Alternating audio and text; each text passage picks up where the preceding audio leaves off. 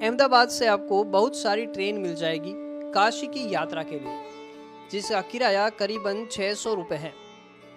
बात करते हैं अहमदाबाद गोरखपुर एक्सप्रेस, जो सोमवार के अलावा रोज 9:10 पर अहमदाबाद जंक्शन से निकलती है और आप करीबन 1 दिन और 3 घंटे के सफर के बाद पहुंच जाएंगे बनारस जंक्शन पर। ओम नमः पार्वती पतये हर हर महादेव। प्रेम के लिए काशी से खूबसूरत क्या है? काशी तो वो है जहां महादेव ने सती के प्यार की प्रतीक्षा की थी। तो काशी पहुंचकर रिक्शा की मदद से धर्मशाला में रुक जाइए, जो काशी विश्वनाथ मंदिर के नजदीक है, जिसकी बुकिंग आप यात्राधाम.org के माध्यम से कर सकते हैं, जिसकी लिंक डिस्क्रिप्शन में दे दी गई है।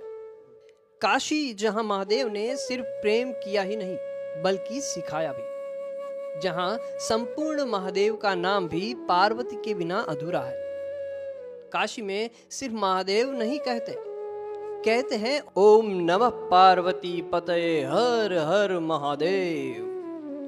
कहते हैं जो भी व्यक्ति काशी में मरता है वह जन्म और मृत्यु के चक्र से मुक्त हो जाता है और भगवान शिव से मिल जाता है। तो चलिए आपको काशी में 2 दिन की यात्रा का अवसर और एक अद्वितीय धार्मिक अनुभव प्रदान करते हैं।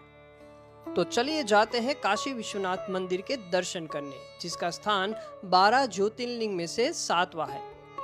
1669 में मुगल सम्राट औरंगजेब ने मंदिर को ध्वस्त किया था, लेकिन 1780 में मराठा शासक अहिल्याबाई होलकर ने नई संरचना की थी।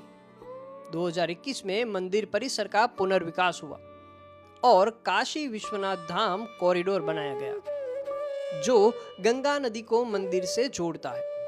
यहाँ आप मोबाइल और बैग अंदर नहीं ले जा सकते, इसलिए आपको मंदिर के परिसर के लॉकर में ही रख देना होगा।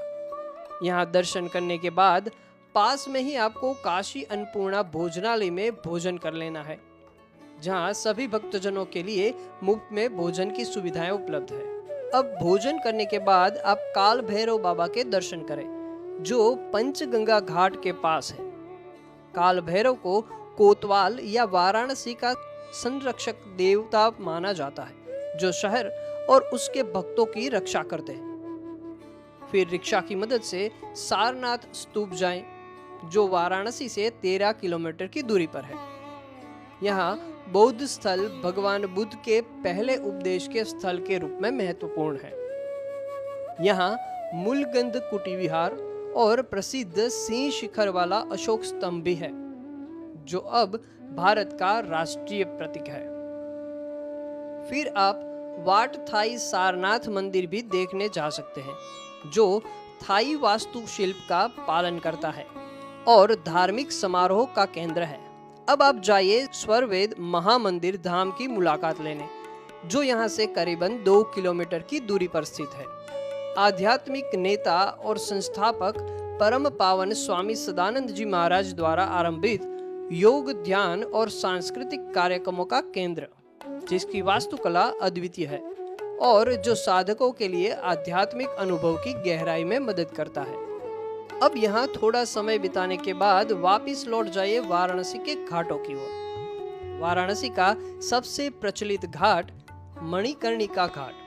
कहा जाता है कि यहाँ माता सती की बालियां गिरी थी, इसलिए इसे एक शक्तिपीठ के रूप में स्थापित किया गया और इसका नाम मणिकर्णिका रखा गया, क्योंकि संस्कृत में मणिकर्ण का अर्थ कान की बाली होता है।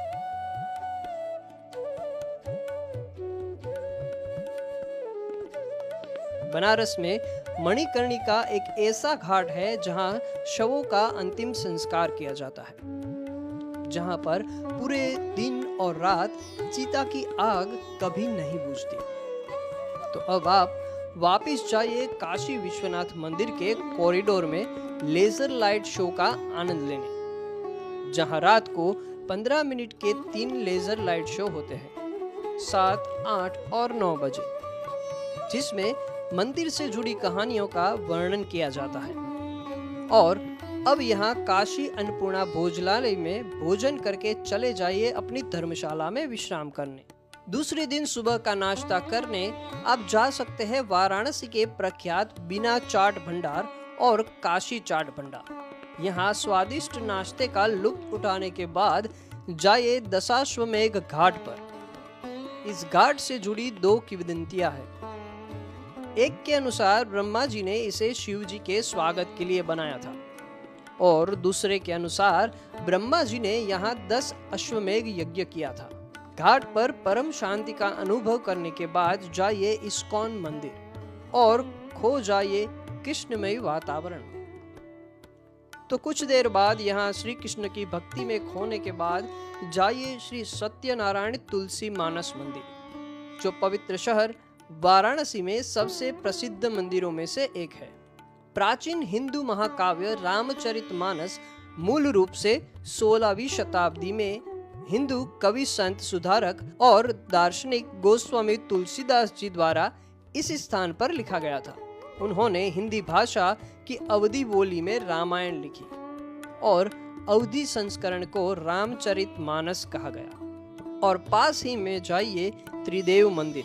यहाँ मंदिर भगवान ब्रह्मा, भगवान विष्णु और भगवान शिव को समर्पित है।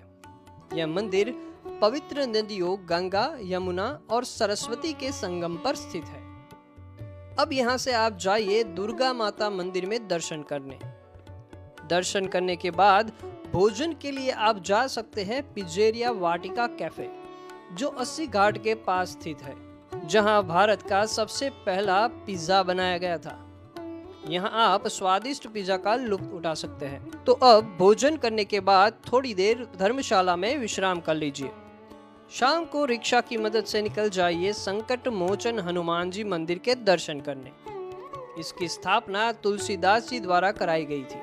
मान्यता है कि जब वे काशी में रहकर रामचरितमानस लिख रहे थे, तब उनके प्रेरणा स्रोत संकट मोचन हनुमान थे। तो यहाँ दर्शन करने के बाद जाइए बिरला मंदिर, जो वाराणसी के बनारस हिंदू यूनिवर्सिटी के मैदान में स्थित है। BHU मैदान में शिवलिंगम, नटराज जी, माता पार्वती जी, गणेश जी, पंचमुखी महादेव, हनुमान जी, माता सरस्वती जी और नंदी जी के मंदिर है। तो अब बारी है गंगा आरती में शामिल होने की। तो पहुंच जाइए बनारस के प्रसिद्ध घाट 80 घाट पर गंगा आरती का लाभ लेने। आप यहाँ बोट में बैठ के गंगा आरती का अनुभव ले सकते हैं, जिसका किराया तकरीबन 200 से 300 रुपए तक का होगा। तो माँ गंगा का आशीर्वाद लेने के बाद जाइए भोजन करने। अच्छे से भोजन करने के बाद चले जाइए अपनी धर्मशाला की ओर विश्राम करने। अब समय आ गया है भगवान शिव की नगरी काशी को अलविदा कहने का। थोड़ी देर धर्मशाला में आराम करके निकल जाइए बनारस रेलवे स्टेशन की ओर, जहां बुधवार के अलावा रोज रात को 2:30 पर गोरखपुर अहमदाबाद एक्सप्रेस करीबन 1 दिन और 2 घंटे के सफर के बाद पहुंचा देगी वापस अहमदाबाद जंक्शन। आज की यात्रा को हम यहीं पर विराम देते हैं। अगले वीडियो में हम आपको घुमाएंगे जो देवस्थानम और दक्षिण के कैलाश जैसे नामों से जाना जाता है, ऐसा श्री शैलम।